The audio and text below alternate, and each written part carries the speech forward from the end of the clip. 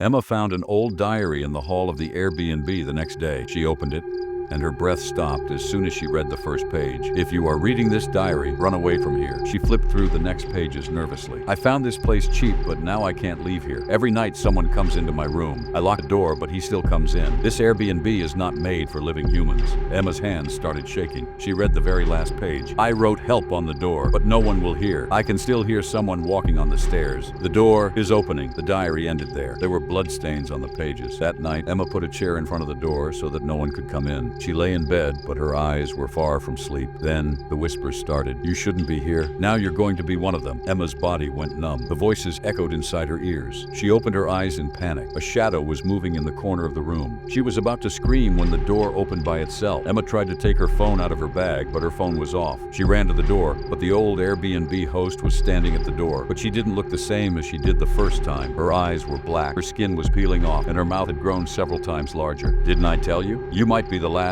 Emma pushed the door hard and started to run. But as soon as she crossed the gate, she was back inside the same Airbnb. "No, how is this possible?" Emma kept trying to run, but every time she would return to the same Airbnb door. Then she saw something engraved on the wall. "Every time a new guest comes, someone new comes to take his place," she realized. This Airbnb was a trap. Whoever stayed here once was trapped forever, and now the next guest was about to take his place. The next morning, everything looked normal in Ravenwood town. The old host was standing outside the door, holding a new Airbnb booking confirmation in her hand. $30 per night, what a cheap place. A new girl got out of the car. "Welcome, dear." The old woman gave the same old smile. "Have you come here alone?" The new girl smiled. "Yes, but I will not stay long." The old woman's smile deepened. "Everyone thinks so." When the new guest went inside, she found the atmosphere of Airbnb a bit strange. The old clock kept in the hall was stuck at 3 o'clock again. As she passed near the stairs, she felt as if someone was watching her. She stopped when she reached the door of the room because a soft whisper came from inside. "Run away, there is still time." The girl froze. She quickly opened the door, but there was no one inside. Then the wardrobe door opened by itself. Inside it, Emma stood, but her eyes had turned black. The face was pale and cold, and her lips were whispering only one thing: "Now it is your turn." To be continued. What happened to Anna?